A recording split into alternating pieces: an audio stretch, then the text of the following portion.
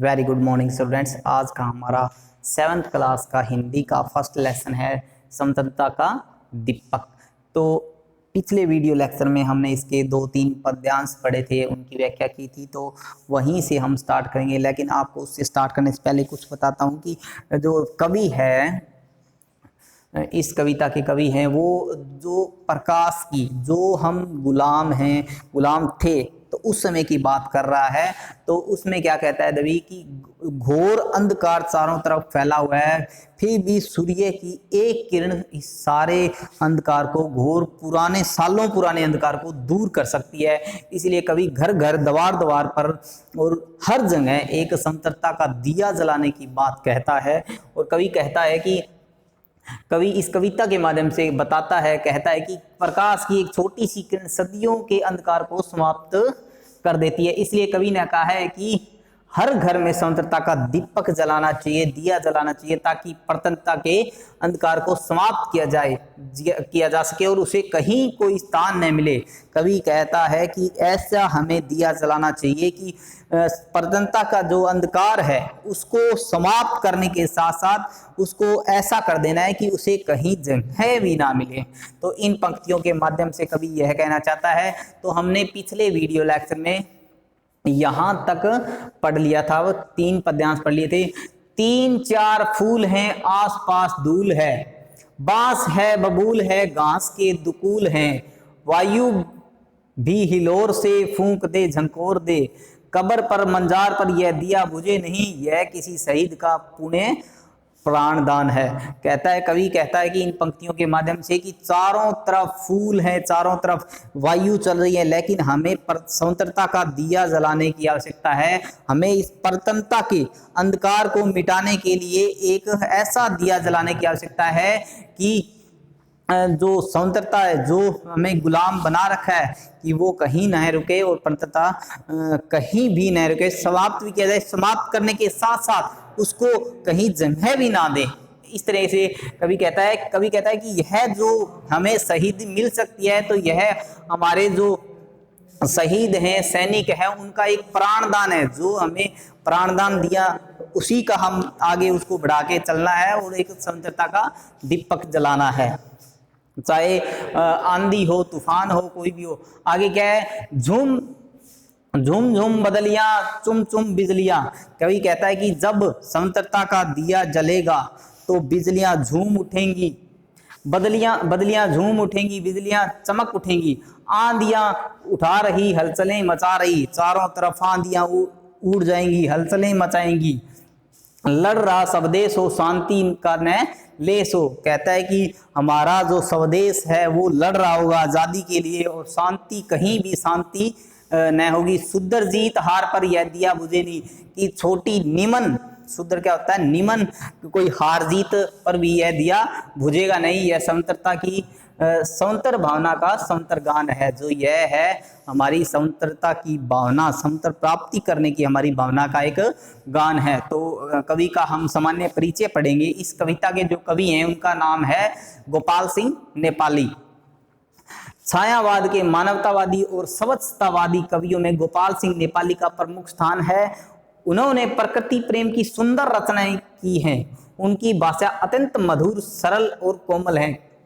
काव्य के बीच में तद्भव शब्दों का प्रयोग इनकी निजी विशेषता है। इनके गीतों में संगीतात्मकता सर्वत्र व्याप्त रहती है। तो हमेशा ये एक बहुत ही मशहूर कवि हैं।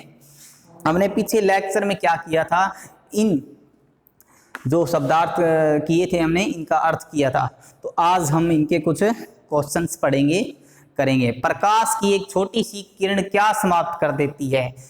मौखिक प्रश्न है कि प्रकाश की एक छोटी सी किरण क्या समाप्त कर देती है? प्रकाश की एक छोटी सी किरण अंधकार को समाप्त कर देती है। क्या आएगा इसका आंसर, कि अंधकार।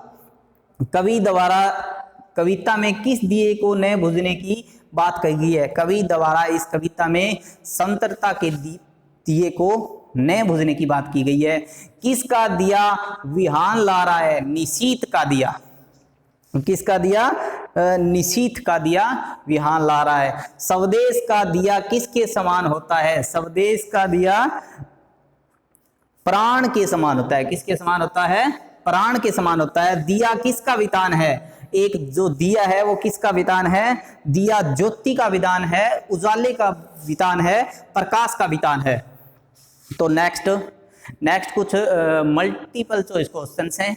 सही विकल्प पर सही का निशान लगाइए। तो ये कुछ क्वेश्चंस हैं, उनमें हमें इन चार ऑप्शंस जो विकल्प दिए गए हैं उनमें से छांटकर एक जो सही है उस पे हमें टिक लगाना है, निशान लगाना है। प्रस्तुत कविता किसके द्वारा लिखी गई है? तो यह कविता किसके द्वारा लिखी गई है? गोपाल सिंह नेपाली के द्वारा लिखी। इस तरीके से हम इसको निशान लगाएंगे, टिक लगाएंगे। दिया कहाँ नहीं बुझना चाहिए? दिया द्वार द्वार पर नहीं बुझना चाहिए। ज्योति का वितान किस पर होता है? ज्योति का वितान देश और समाज दोनों पर होता है। तो इसका जो विकल्प है वो क्या आ जाएगा? दोनों पर। गंगधार पर क्या नहीं बुझना चाहिए? गंगधार पर दिया नहीं बुझना चाहिए। फिर पांचवा है घोर हो रहा है। घोर क्या हो रहा है? भ्रष्टाचार हो रहा है, रोशनी हो रही है, अंधेरा। तो क्या आ जाएगा? अंधेरा हो रहा है। तो इस तरीके से हम मल्टीपल चॉइस क्वेश्चन कर सकते हैं। आगे है पद्यांश पढ़कर पूछे गए प्रश्नों के उत्तर दीजिए। इस पद्यांश को पढ़कर हमें इन पूछे गए प्रश्नों के उत्तर देने हैं। प्रस्तुत पंक्तियां किस पाठ से ली गई हैं? प्रस्तुत पंक्तियां स्वतंत्रता के दीपक नामक पाठ से ली गई है। स्वतंत्रता का दीपक किसके द्वारा रचित है? यह जो कविता है किसके द्वारा रचित है? श्री गोपाल सिंह नेपाली के द्वारा रचित है। आगे दिया किसकी भावना का गान है? जो दिया है स्वतंत्रता की भावना का गान है। किसकी भावना का गान है? स्वतंत्रता की भावना का गान है। फिर है गए इस पद्यांश का भावार्थ अपने शब्दों में लिखिए। जो ये पद्यांश हमें दिया गया है इसका पद्यांश लिखना है, हमें व्याख्या लिखनी है। जब देश अपनी स्वतंत्रता के लिए लड़ रहा होता है तो बदलियां झूम उठती हैं, बिजलियां चमक उठती हैं। बिजलियां झूम उठती हैं और बिजलियां चमक उठती हैं। आंधियां उठकर हलचल करती हैं। कवि कहता है कि निमन हार जीत पर भी यह दिया बुझता नहीं है और यह स्वतंत्रता की भावना है जो ये स्वतंत्र करा के ही